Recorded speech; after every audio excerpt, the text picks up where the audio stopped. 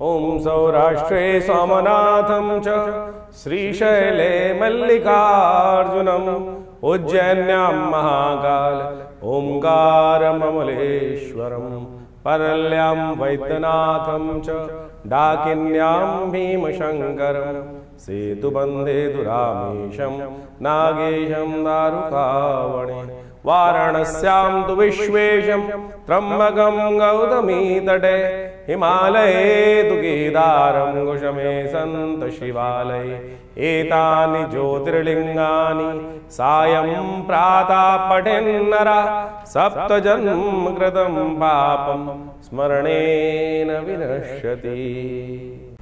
नमस्कार, स्वागत है आपका आचार्य वाणी में। मैं आचार्य डॉक्टर विक्रमादित्य आपके साथ हूँ और आज का हमारा विषय है सिंह राशि वालों के जुलाई के अंतिम भाग में ग्रहों का योगायोग क्या कह रहा है, क्या बन रहा है, कहाँ ले जा रहा है हमें जीवन में। ग्रहों का योगायोग है जो हमारे समय को ही विशेष तौर पर कंट्रोल करने का प्रयास करता है और वही ग्रहों की अवस्था यदि हमें समझ में आ जाए तो हम अपने जीवन को शुभ की तरफ अग्रसित कर सकते हैं, कल्याण की तरफ अग्रसित कर सकते हैं। छोटा सा एक परिवर्तन, सही चुनाव, समय को पहचान कर सही चुनाव करना, यही विशेष तौर पर सफलता असफलता को दर्शाता है। तो सिंह राशि वालों, आपकी राशि के दृष्टिकोण से यदि देखा जाए तो कई ग्रहों का परिवर्तन का योग इस जुलाई के अंतिम भाग में आपकी राशि के दृष्टिकोण से बनने वाला है। आपकी राशि के दृष्टिकोण से देखा जाए तो ऐसे में बड़ी बड़ी महत्वाकांक्षा आपके जीवन में आपको ललाहित करती दिखाई देंगी, आगे बढ़ने के लिए बहुत तरह से अग्रसित करती दिखाई देंगी। और जब महत्वाकांक्षा बड़ी हो जाती है, सोच ऊंची हो जाती है, कुछ बड़ा प्राप्त करने की लालसा मन में उत्पन्न हो जाती है, तो ऐसे में हमको समस्त कार्य बड़े सावधानी के साथ करने चाहिए। ऐसे में आपकी राशि के दृष्टिकोण से ये देख लीजिएगा कि आपके इस वक्त शनि मंगल के टकराव की स्थिति बनने वाली है और साथ साथ बृहस्पति का परिवर्तन, शुक्र का जो परिवर्तन होने के योग बन रहे हैं। बृहस्पति महाराज उदय हो चुके हैं लेकिन अब अपनी पूर्ण ताकत में है, वहीं शुक्र महाराज परिवर्तन कर कर आपकी राशि जो बृहस्पति के साथ विराजमान होने वाले हैं। तो ऐसे में बुद्धि दो तर्कों में चलने वाली है, एक इधर या उधर। तो ऐसे में आपको सही चुनाव करना पड़ेगा और सही चुनाव आपके मन के स्थिर भाव से ही प्राप्त हो सकता है। तो आपको स्थिर सोचना पड़ेगा, साथ साथ लालच को त्यागना पड़ेगा। कहीं ऐसा ना हो कि लालच के चक्कर में दोनों गए माया मिली न राम की स्थिति बन जाए। तो इसमें बहुत सोच समझकर कार्य करने की आपको ज़रूरत रहेगी। जल्दी का काम शैतान का होता है, तो ये समझ लीजिएगा। आपके चंद्रमा की गति जुलाई के अंतिम भाग में जहाँ जहाँ रहने वाली है, कुछ दिन खास तौर पे ऐसे भी आने वाले हैं जो आपको फंसा सकते हैं। तो कौन से दिन होंगे जहाँ आपको बचना है, कौन से समय ऐसे होंगे कि जहाँ मिट्टी में भी हाथ डालेंगे वो सोना बन जाएगा, वो हम विशेष तौर पर आपको समझाएंगे किस प्रकार से ग्रहों की स्थिति कैसी बनती दिखाई दे रही है। सबसे पहले बात कर लेते हैं 21 जुलाई की, सोमवार का दिन, एकादशी तिथि उस दिन विद्यमान है। और उस दिन आपकी राशि के दृष्टिकोण से देखें तो चंद्रमा उच्च के होकर विराजमान हो गए हैं और चंद्रमा उच्च के होकर जिस प्रकार का सुंदर योग बना रहे हैं वो आपको सफलता की तरफ अग्रसित करते दिखाई दे रहे हैं। मिट्टी में भी हाथ डालोगे सोना बनने के योग बन सकते हैं, लेकिन ध्यान रखना एक बात का, बहुत ज़्यादा लालच में मत फंसना। बिल्कुल बैलेंस होकर चलोगे तो बहुत बढ़िया से आपको स्थितियों को परिवर्तन करने का योग बन सकता है। इस दिन कृष्णा एकादशी है, एकादशी का सुंदर योग है, चावल का त्याग करें। हो सके तो भगवान ओम नमो भगवते वासुदेवाय मंत्र का जप करते हुए भगवान को तुलसी दल और साथ साथ ये अर्पित करने का प्रयास करें। क्या क्या चीज़ समझ लें, उस दिन मंजरी भगवान को अद्भुत रूप से इस सावन के महीने में जो अर्पित करते हैं उनके समस्त कष्ट दूर होने के योग बन जाते हैं। और साथ साथ एकादशी का योग और इस दिन सावन का दूसरा सोमवार का योग बन रहा है।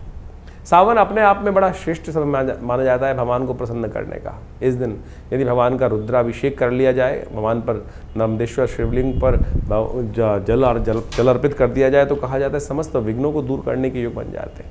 तो ऐसे में बड़ी श्रद्धा के साथ भगवान का पूजन करें तो आपको देखिएगा बड़ा सुंदर योग बनेगा। और आज से कावड़ आरंभ करने का मुहूर्त, कावड़ धारण करने का मुहूर्त भी इस दिन बनता दिखाई दे रहा है। कोशिश ये करें इस दिन कावड़ यात्रा आरंभ करें और भगवान शिव के निमित्त उस जल को अर्पित करने के लिए पवित्र संकल्प लेकर यदि पूजन करेंगे तो समस्त अनिष्ट निवारण करने का योग बनेगा। विवेकानंद योगाश्रम में इस दिन विशेष यज्ञ रहेगा, रुद्राभिषेक रहेगा। तो शाम के समय अवश्य आप उस रुद्राभिषेक में पधारें। आपके मनोरथ सिद्ध होने के सिद्ध मंदिर में हनुमान भगवान का बड़ा विशाल शिवलिंग आश्रम पर प्रतिष्ठित है और उनका रुद्राभिषेक बड़ी श्रद्धा के साथ समस्त षोडशोपचार पूजन के साथ किया जाता है। आप भी उसमें सम्मिलित हो सकते हैं। अपना स्थान आरक्षित करने के लिए फ़ोन पे संपर्क साधें। 22 तारीख मंगलवार का दिन है, उस दिन तिथि क्षय हो रही है। दिल्ली के पंचांग के अनुसार से देखें तो अगले दिन त्रयोदशी नहीं पहुंच पाएगी, इसलिए क्षय हो जाएगी। द्वादशी और त्रयोदशी का योग बन रहा है, भौम प्रदोष का योग बन गया है। ग्रह परिवर्तन की तरफ चलते चले जा रहे हैं और ये परिवर्तन आपकी राशि के दृष्टिकोण से देखें तो बड़ा ही महत्वपूर्ण रहेगा।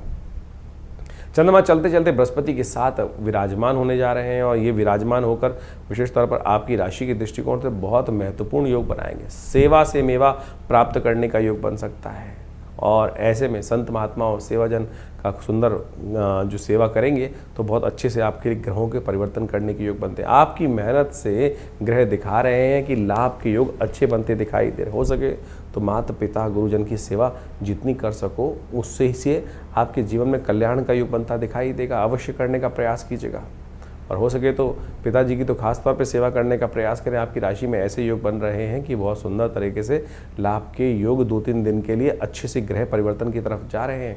इनका लाभ लेने का पूर्ण प्रयास आपको करना चाहिए। हाँ, ऐसे जो लोग हों जिनका कोई ना ठौर ना ठिकाना, उनसे बच के ज़रूर रहना, नहीं तो वो कहीं ना कहीं आपको धोखा दे सकते हैं, आपकी सज्जनता का आपसे नुकसान पहुंचाने के योग बना सकते हैं। नए कार्य आरंभ करने के लिए दिन अच्छा नहीं दिखाई देता क्योंकि क्षय तिथि है, तो इसमें ध्यान रखते हुए कार्य करेंगे तो अच्छा रहेगा। 23 तारीख बुधवार का दिन है, चतुर्दशी तिथि है। इस वक्त सावन की महाशिवरात्रि का जल चढ़ने का सुंदर दिन है। जो गंगा जल से भगवान का अभिषेक करते हैं, भगवान साक्षात उनके मनोरथ सिद्ध करने के योग बना देते हैं। भगवान शिव ने गंगा को सिर पे धारण किया और वही जल हम भगवान को सुंदर रूप से यदि ओम नमः शिवाय का पाठ करते हुए अर्पित करें तो क्या करेंगे, ग्रह समस्त ग्रह अनुकूल होने के। देखिए, संसार में कहा गया है कि भावी मीट सकें त्रिपुरारी, और भगवान शंकर का स्तवन कर कर समस्त ग्रहों का योगा योग जो है वो एक तरफ हट जाता है, अलग हट जाता है। भगवान का अनुग्रह प्राप्त करने से समस्त ग्रह शांत होकर बैठ जाते हैं। तो आपकी राशि के दृष्टिकोण से देखिए सुंदर राजयोग बनाए हुआ है। तो आप यदि श्रद्धा के साथ भगवान को पूजन भी करेंगे तो ग्रह दिखा रहे हैं कि आपको लाभ का योग अवश्य बनता दिखाई दे रहा है। विवेकानंद योगाश्रम में हमने इस शिवरात्रि पर बड़ा विशाल शिवलिंग का शिवरात्रि पे रुद्राभिषेक का कार्यक्रम रखा है। आप भी उसमें सम्मिलित हो सकते हैं। शाम को 6 बजे से लेकर रात्रि में 9 बजे तक एक सुंदर कार्यक्रम चलेगा। भगवान की कृपा से सुंदर पूजन कर कर जो सौभाग्य में वृद्धि के योग बने उसको अवश्य बनाने का प्रयास करें। जीवन क्षणभंगुर है, फिर एक बार समय निकल जाता है तो फिर वापस नहीं आता, इसलिए कोशिश ये करें जब सुंदर योग बन जाए तो उसका लाभ अवश्य लेने का प्रयास करें। 24 तारीख बृहस्पतिवार का दिन है और सिंह राशि वालों के लिए जानना चाहिए ग्रहों का योग क्या कह रहा है। अमावस्या तिथि, सावन की अमावस्या, हरियाली अमावस्या की तिथि, ग्रह परिवर्तन की तरफ जा रहे हैं और थोड़े समस्याएं उत्पन्न करने के योग बना रहे हैं।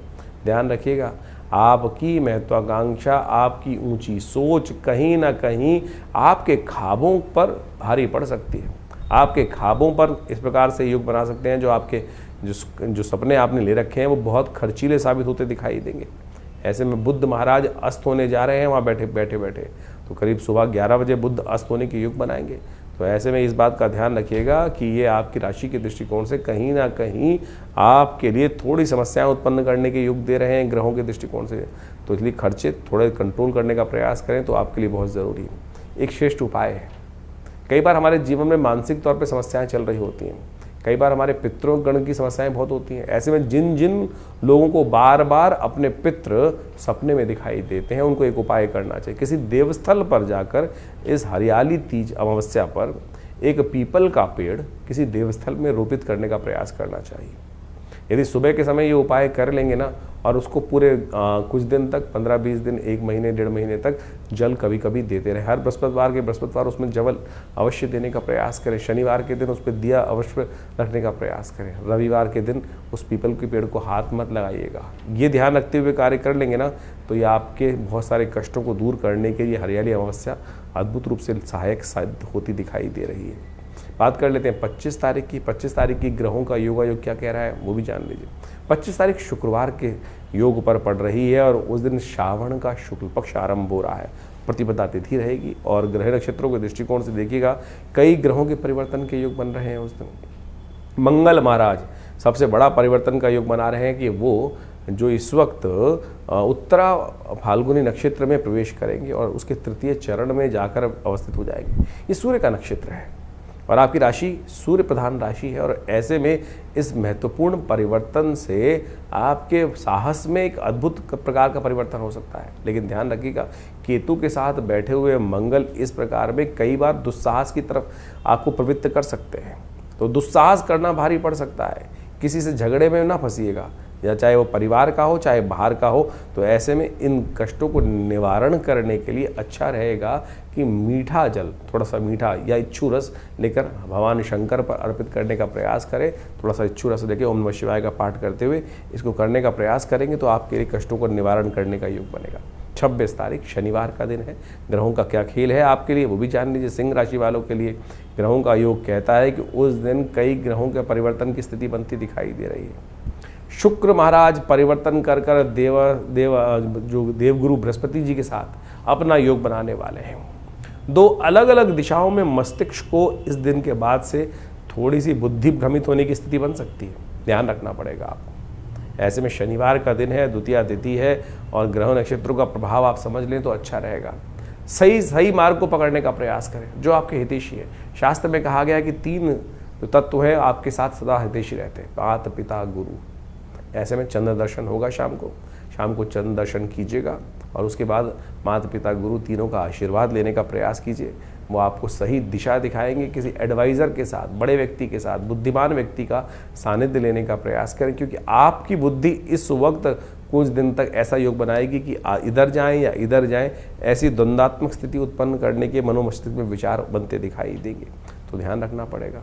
ऐसे में जो स्थितियां बन रही हैं, नया उत्साह, बहुत तेज गति से उत्साह बढ़ता दिखाई दे रहा है आपकी राशि के दृष्टिकोण से, लेकिन अति उत्साही व्यक्ति कई बार नुकसान करके बैठ जाता है, सावधान रहिएगा। 27 तारीख रविवार का अवसर, तृतीया तिथि विद्यमान है, मधुश्रवा तीज का सुंदर, हरियाली तीज का सुंदर अवसर। कहा जाता है कि हमारी संस्कृति में इस दिन से झूलन का आनंद की संस्कृति है हमारी, यहाँ भगवान भी झूला झूलते हैं, और कहा जाता है कि जितने जीव हैं वो भी आनंद से रहें। ये सावन का महीना है, और ऐसे में विशेष तौर पर ग्रहों का योगायोग आपके अंदर नया उत्साह वर्धन करता दिखाई दे रहा है।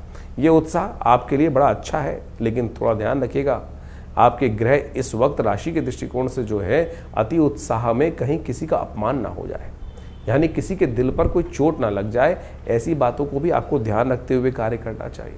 ऐसे में कोशिश ये करें, थोड़ा शहद लेकर भगवान पर अर्पित करने का प्रयास करें, और हो सके तो उस शहद को भगवान का सुंदर ओम नमः शिवाय का पाठ करते हुए भगवान को अर्पित करने का प्रयास करें। उससे आपके कष्टों का निवारण करने का योग सुंदर रूप से बनेगा। 28 तारीख की बात करें, सोमवार का अवसर है। देखिए चलते चलते हम अभी सावन शुरू हुआ था, और सिंह राशि वालों को ये देखिए सुंदर रूप से समझने का प्रयास करें।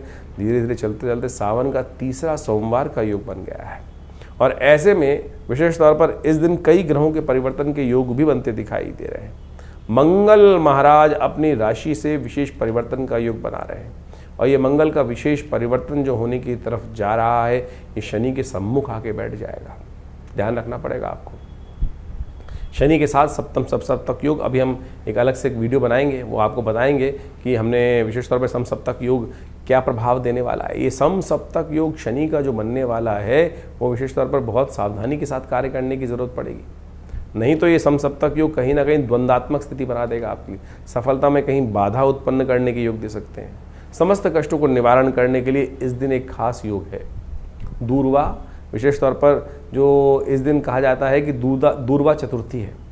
दूर्वा भगवान शंकर के समस्त परिवार को अर्पित करने का प्रयास करना चाहिए आपको। ओम नमः शिवाय का पाठ करते हुए भगवान का सुंदर पूजन करें। हमने विवेकानंद योगाश्रम में इस सावन के तीसरे सोमवार पर विशेष रुद्राभिषेक का कार्यक्रम रखा है, और उसी अभिषेक के कार्यक्रम में भगवान का सुंदर पूजन रहेगा, सुंदरकांड का पाठ भी रहेगा, विघ्नहर्ता गणेश जी का पूजन करते हुए समस्त कार्य किया जाएगा। इस दिन दूर्वा के गणेश जी बनाकर उनका पूजन करने का नियम भी शास्त्र में वर्णित है, तो इसलिए दूर्वा को तो विशेष तौर पर अर्पित करने का प्रयास ही कीजिएगा, वो सब प्रकार से कल्याणकारी योग बनाएगी।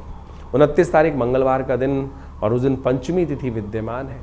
ग्रहों का नक्षत्रों का परिवर्तन का योग बन चुका है, और जो ग्रह परिवर्तन की तरफ जा रहे हैं, चंद्रमा परिवर्तन की तरफ जा रहे हैं। बृहस्पति महाराज जो इस वक्त राहु के नक्षत्र में चल रहे हैं, वो अंतिम चरण में वहाँ प्रवेश करते दिखाई दे रहे हैं। तेज गति से आगे निकलकर दूसरे नक्षत्र में जाने को तैयार बैठे हैं। ऐसे में इन दोनों ग्रहों के परिवर्तन का योग ऐसा बन रहा है कि आपके सेविंग में कुछ ना कुछ इजाफा होने के योग बन सकते हैं। सेविंग्स का जो बैलेंस है वो बढ़ सकता है, यानी पैसे एकत्र करने के थोड़ा सा आपके दृष्टिकोण से ऐसा हो सकता है कि मुट्ठी बंद हो गई, पैसे आ गए तो बाहर निकलने के योग कम बनते दिखाई देंगे, यानी सेविंग्स बढ़ा सकते हैं, ऐसे योग बनते दिखाई दे रहे हैं। बृहस्पति महाराज थोड़ी ताकत में आ रहे हैं, लेकिन ध्यान रखना जो कुटिल लोग हैं उनकी शरण से बचने का प्रयास कीजिएगा, और ऐसे में हो सके तो खीर का भोग भगवान को लगाने का प्रयास करें, और खीर यदि आपकी माता जी के द्वारा आपको दी जाए तो बहुत अच्छा योग बन सकता है आपकी राशि के दृष्टिकोण से। तो ऐसे में ध्यान रखें, आपके अच्छे योग बनते दिखाई दे रहे हैं। 30 तारीख के दिन बुधवार का अवसर है, षष्ठी तिथि विद्यमान है, और ग्रहों के नक्षत्रों के दृष्टिकोण से यदि ये योग समझें आपकी राशि के दृष्टिकोण से तो आशीर्वाद से मेवा प्राप्त करने के योग बनते दिखाई दे रहे हैं।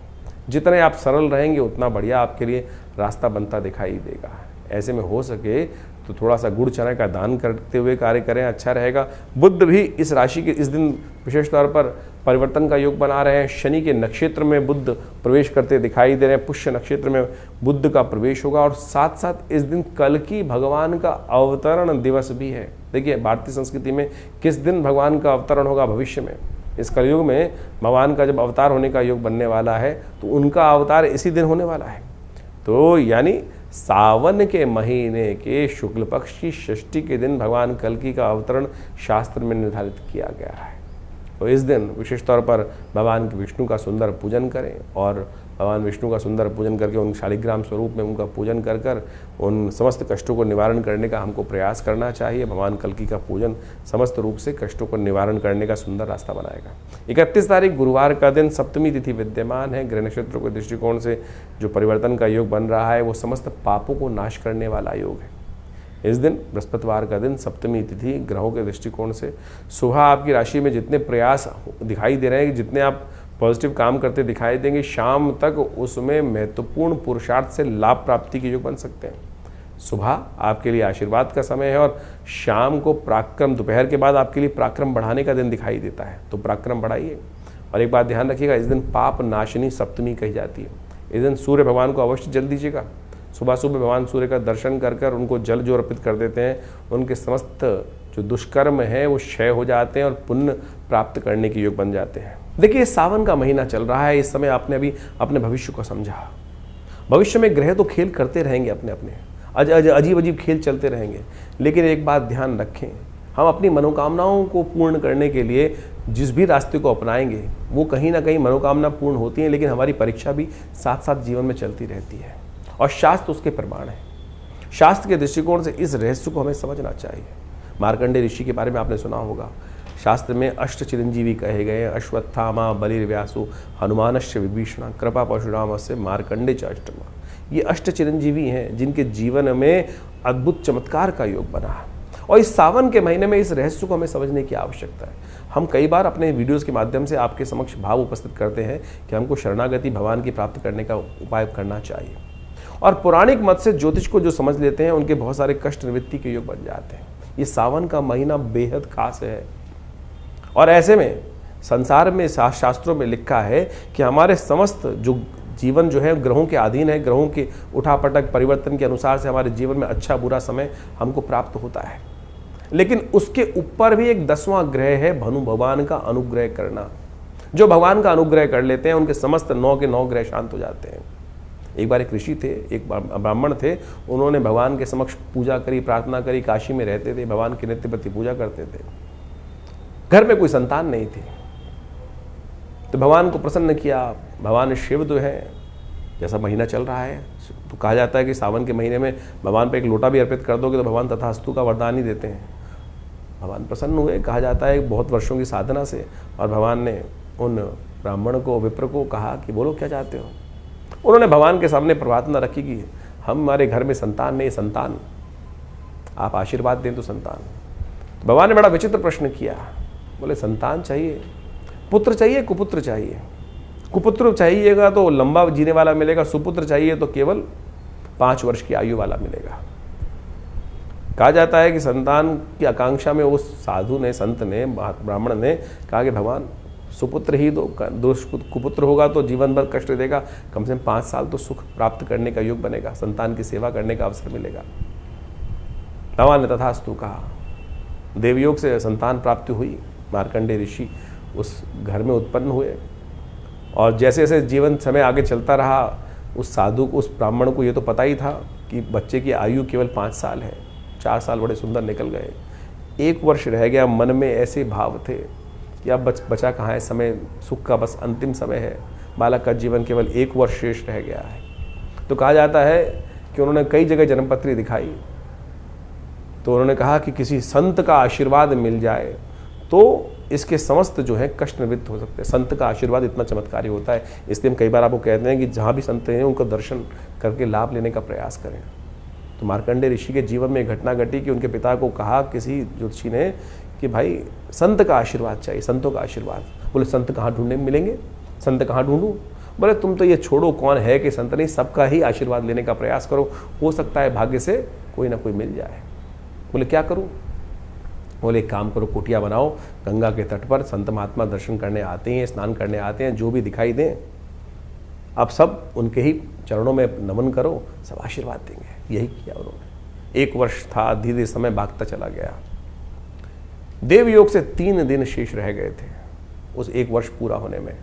मार्कंडेय ऋषि का जो शरीर था पूरा होने में 3 दिन बाकी थे। देवयोग से भगवान की कृपा से 7 ऋषि वहाँ से निकले, उन्होंने नमन किया। और जैसे ही मार्कंडेय ऋषि ने उनको नमन किया, उस ऋषि बालक ने नमस्कार प्रणाम किया, उन्होंने कहा यशस्वी भव, दीर्घायु भव। और जैसे ही दीर्घायु कहा तो वो ब्राह्मण था, हंसा। बोले महाराज आप आशीर्वाद दे रहे हो, दीर्घायु भव, आयुष्मान भव का आशीर्वाद दे रहे हो, इस बालक के तो 3 दिन ही शेष रह गए हैं। उनको बड़ा विचित्र लगा सप्तऋषियों को कि अरे हमारा आशीर्वाद तो निष्फल चला जाएगा। उन्होंने विचार किया और उन्होंने ब्राह्मण से कहा कि अरे ब्राह्मण एक काम करो, अब 3 दिन तो रह ही गए हैं, तो इस बालक को हमको ही दे दो, हमारे साथ ही जाएगा, कुछ ना कुछ योग बनेंगे। ब्राह्मण ने सोचा 3 दिन रह गए हैं, अब हो सके तो जो भी कृपा होनी हो, वो सप्तऋषि उनको साथ ले गए। सप्तऋषि सीधे पहुंचे, कहा जाता है कि भगवान ब्रह्मा के पास, और उस बालक को कहा कि हमारे पीछे रहना। और जैसे ही सप्तऋषियों ने भगवान ब्रह्मा को प्रणाम किया तो ब्रह्मा जी ने उन सबको आशीर्वाद दिया आयुष्मान भव। और जैसे ही आशीर्वाद दिया आयुष्मान भव तो भगवान ने कहा, समस्त सप्तऋषियों ने कहा कि हमारी बला तो टली, अब आपके हमारे वाक्य से अब आपका वाक्य जुड़ गया और अब आपकी बला, इस संसार को रचा आपने ही ब्रह्मा जी। तो जैसे ही वो हंसे सप्तऋषि, तो ब्रह्मा जी ने पूछा हंसने का कारण? बोले इस बालक की आयु के 2 ही दिन शेष रह गए हैं, अब तो कल इसकी मृत्यु होनी, और आपने तो आयुष्मान भव का आशीर्वाद दे दिया। अब आप हमने पहले दिया था, पूरी वृत्तांत सुनाया, पहले हम फंस रहे थे, आपको भी फंसना है। आप अपनी वाक्य को कैसे रखेंगे, मर्यादा कैसे रखेंगे अपने आशीर्वाद की, वो आपके ऊपर है। ब्रह्मा जी ने विचार किया, बोले अब तो एक ही रास्ता है कि जो संसार में जो सबसे पराशक्ति है वही इस कष्ट से निवृत्ति का मार्ग दे सकती है। कहा जाता है कि भावी मेट सके त्रिपुरारी, सब लोग वहाँ पर चलकर भगवान शंकर के द्वार पहुँचते हैं। भगवान शंकर के जब द्वार पहुँचते हैं तो वही प्रणाम, सबने प्रणाम किया और भगवान शंकर ने आयुष्मान प्रदान किया, यशस्वी भव, आयुष्मान भव। भगवान के समस्त जो भी जाएगा आशीर्वाद देगा। आपके समक्ष भी कोई आता है तो आप यही आशीर्वाद देते हैं ना, ये थोड़ी देखते हैं कि कौन कैसा पात्र है। जब झुका तो आशीर्वाद स्वयं निकलेगा, और जैसे ही वो बालक त्या समस्त झुके तो वो आशीर्वाद निकल गया। तो सबने भगवान के समक्ष कहा भगवान आप ही कर सकते हैं, आप ही का आशीर्वाद है, यही कर सकते हैं। भगवान ने देखा क्या हुआ, तो उस बालक को देखते ही भगवान को याद आया तो ये हमारा ही आशीर्वाद से दिया हुआ पुत्र है, और अब आशीर्वाद दे दिया। तो भगवान ने उनको सप्तऋषियों का तुम जाओ, इस बालक को यहीं छोड़ जाओ। और जब ये इस बालक को वहीं छोड़ दिया, शाम के समय का समय था, यमराज आए और यमराज ने उस दिन अपना जैसे ही फंदा उस मार्कंडेय ऋषि के गले में डाला, ओम नमः शिवाय का जप करते वो शिव से चिपट गए। भगवान ने त्रिशूल लेकर जैसे ही यमराज की तरफ आक्रमण किया, अरे मेरा नाम ले रहा है भक्त, इस पर तुम अपना फंदा डाल रहे हो। तो यमराज ने कहा भगवान आप ही का दास हूँ, आप ही के संसार के क्रम को चलाने का कार्य करता हूँ, आपने जो दायित्व दिया है। तो भगवान ने बड़ा विचित्र उनको जवाब दिया कि आशीर्वाद मेरा है, मैंने ही आयु दी थी, तो इसको मेरे अनुसार ही तुमको समझना पड़ेगा। बड़ा सुंदर शास्त्र में व्याख्यान मिलता है कि भगवान ने किस प्रकार से मार्कंडेय को अमर किया। तो भगवान ने कहा कि एक बात समझो कि किस प्रकार की स्थिति है। ये सावन का महीना इतना सुंदर है कि ऐसे में भगवान शिव की आराधना कर कर आप समस्त अपने जीवन के कष्टों को दूर कर सकते हो। इस भाव को हमें समझने की आवश्यकता है। तो कहा जाता है भगवान ने यमराज से कहा कि एक बार बताओ कितने वर्ष की आयु दी थी। बोले 5 वर्ष की आपने आयु दी थी। 5 वर्ष की आयु। बोले 5 वर्ष किसके थे? 5 वर्ष मेरे अनुसार चलेंगे, गणना मेरे अनुसार चलेंगी या तुम्हारे अनुसार चलेंगी? बोले भगवान आप ही बताएं किसी करना। बोले मेरी गणना के अनुसार से मैंने 5 वर्ष की आयु दी, तो 5 वर्ष मेरी गणना के अनुसार से चलेंगे, तुम्हारी गणना के अनुसार से नहीं चलेंगे। इस संसार में जो कहा जाता है कि जो कई कल्प, एक ब्रह्मा के जीवन में कई कल्प विराजते हैं और भगवान तब उनका जो आयु पूरी होती है। कई कल्प जब बीत जाते हैं, कई कल्प बीते तब ब्रह्मा जी की वो आयु निकलती है और भगवान शिव के एक दिन में 10 ब्रह्मा की आयु निकल जाती है। तो अब भगवान ने कहा गिनाओ, 5 वर्षों के महीने बनाओ, दिन बनाओ, उसके बाद गणना करो। तो यमराज ने हाथ जोड़े भगवान के। तो ये चमत्कार है भगवान की भक्ति का। तो मार्कंडेय ऋषि जब अमर हो सकते हैं, शास्त्र में वर्णित है, तो असंभव इस संसार में कुछ नहीं है। तो आप बड़ी श्रद्धा के साथ भगवान के अनुनय विनय के साथ पूजन करने का इस सावन के महीने में सुंदर जो योग बन रहे हैं, जो आपने भी समझे, तो इसलिए इस भक्ति मार्ग पर चलने का प्रयास करें। जीवन में चमत्कार हो सकता है। बाकी सब ग्रहों का जो खेल है वो तो है ही है, विचित्र है। तो ये ग्रहों की गणना जो आप समझ रहे हैं वो एक तरफ, नवोग्रह एक तरफ, 10वां ग्रह प्रभु का अनुग्रह एक तरफ, उसको अपनाने का प्रयास करें, चमत्कार हो सकता है। तो सावन के सुंदर महीने में आपने ग्रहों का योगा योग समझने का प्रयास किया और इसके अनुसार से आपकी राशि के दृष्टिकोण से किस प्रकार के ग्रहों का योगा योग चल रहा है वो आप समझ लें, तो बहुत अच्छे से आप चीज़ों को, परिस्थितियों को अपने अनुरूप से परिवर्तन करने का योग बना सकते हैं। देखिए, जैसे ग्रहों का योग, परिवर्तन का योग इस समय बना है, चाहे वो शनि का परिवर्तन हो चुका हो, उसके साथ साथ मंगल का परिवर्तन जो विचित्र योग बना रहा है वो आपको समझ लेना चाहिए, समसप्तक योग। ऐसे में कई ग्रहों का जो परिवर्तन, बुध का अस्त होना, ये सब का सब बहुत विशेष योग लेकर आपके जीवन में उपस्थित हो रहा है। यदि हम वास्तविक तौर पर राजनीतिक दृष्टिकोण से या विश्व के व्यापक दृष्टिकोण से देखा जाए तो शनि मंगल का समसप्तक योग कई प्रकार की भयावह त्रासदियों को जन्म दे सकता है, चाहे वो प्राकृतिक आपदाओं के रूप में हो या वो विशेष तौर पर राजनीतिक तौर पर या सामाजिक दृष्टिकोण से। कई प्रकार के द्वंद्व ऐसे समय में उपस्थित होते हैं। ज्योतिष की गणनाओं के अनुसार से इस बात को हम अच्छे से समझ सकते हैं कि जब जब शनि मंगल आपस में या तो एक संग बैठे हों या एक दूसरे के सामने हो तो युद्ध की स्थिति रहती है, चाहे वो किसी का भी जीवन चल रहा हो। तो ऐसे में अपने मनोमस्तिष्क को हमको शांत रखते हुए कार्य करने का प्रयास करना चाहिए। जिस प्रकार से ग्रह योग आने वाले 3-4 महीने तक के लिए इस प्रकार की स्थिति बना रहे हैं, अभी समसप्तक योग बन रहा है, फिर आगे जाके षडाष्टक योग फिर पुनः बन जाएगा शनि का और विशेष तौर पर मंगल के साथ। और ऐसे में 2 ग्रह विशेष तौर पर और भी समझने की आवश्यकता है। शुक्र और बृहस्पति दोनों ज्ञान के देवता है, एक देवगुरु हैं और एक दैत्य गुरु हैं, और उनका भी एक स्थान पर युति होना वो भी विशेष तौर पर विशेष परिवर्तन का जीवन में उत्थान करने का योग देता है। ऐसे में समझना चाहिए कि बुद्धि की युग चलेंगे और कहीं ना कहीं बुद्धि के तर्क वितर्क के दृष्टिकोण से कहीं ना कहीं स्थितियों को हम अपने पॉजिटिव भी कर सकते हैं और नेगेटिव भी कर सकते हैं। अगर नहीं समझेंगे, नेगेटिव करेंगे तो, क्योंकि शुक्र चाल पे चाल चलने के योग, बृहस्पति और शुक्र जब भी एक साथ आते हैं तो कहीं ना कहीं द्वंद्वात्मक स्थिति बनती है। एक साथ मंगल शनि का टकराव और शुक्र और बृहस्पति का एक साथ युति होना, ये विश्व के दृष्टिकोण से पुनः एक ना एक, कई राजनीतिक दृष्टिकोण से, कूटनीति के दृष्टिकोण से थोड़ा सा समस्याएं उत्पन्न करने वाला दिखाई देता है। जो लोग शेयर इत्यादि के क्षेत्र में या किसी भी प्रकार के कार्य करने में जहां बहुत तेज डिसीजन लेने की आवश्यकता होती है, ऐसे में सावधानी के साथ कार्य करने की ज़रूरत रहेगी। मार्केट में एक विशेष तौर पर जो ग्राफ है वो उठने और गिरने का योग विशेष तौर पर बनता दिखाई दे रहा है। तो ऐसे में ग्रहों की स्थिति को आपने यदि समझ लिया, उसके अनुसार से जीवन में परिवर्तन करने का प्रयास किया, तो बहुत अच्छे से चीज़ों को आप अपने अनुरूप परिवर्तन करने का योग बना सकते हैं। और आदिकाल में भी लोगों ने इसी प्रकार से योग अयोग का लाभ जीवन में समझने का प्रयास किया है। बहुत सारे लोगों के प्रश्न मन में चलते रहते हैं और उन प्रश्नों का निवारण करना भी बहुत सारा आवश्यक ज़रूरी होता है। इन देखिए, जीवन में कष्ट हैं और उनका निवारण करने का मार्ग विभिन्न उपायों के माध्यम से शास्त्र में ऋषियों ने अपने अपने अनुसार से शास्त्रों में वर्णित किया है। लेकिन विशेष योग जो है वो हरिनाम ही है, भगवान का नाम ही है, जो सब प्रकार से जीवन के कष्टों को दूर करता है। भगवान वेदव्यास ने समस्त पुराणों की, समस्त बहुत विशेष ग्रंथों की रचना करी और उन्होंने अंत में एक बात लिखी, आलुड्य सर्वशास्त्रानि विचारैव पुनः पुनः इदमेकम सुनिष्पन्नम ध्याये नारायण सदा। तो भगवान का, श्री हरि का, भगवान का स्तवन किसी प्रकार भी यदि हम कर लें, वही वास्तविक तौर पे ग्रहों का निवारण होता है। इंडिविजुअल तौर पर कई ग्रहों के उपचार के तौर पर बहुत सारे समय समय पे हम उपाय बताते ही रहते हैं, लेकिन उसके साथ साथ भी पराप्रकृति ने, ऋषियों ने जिस प्रकार से हमारे भारतीय सनातन पद्धति के अनुसार से विभिन्न त्योहारों को, विभिन्न जो उत्सव हैं उनकी संरचना करी है, वो इसी सोच समझ कर करी है कि किसी न किसी प्रकार से हम उस प्रभु भजन में अपने आप को लगाए रखें। सावन चल रहा है और सावन में भगवान को प्रसन्न करने के लिए एक लोटा जल ही काफ़ी है।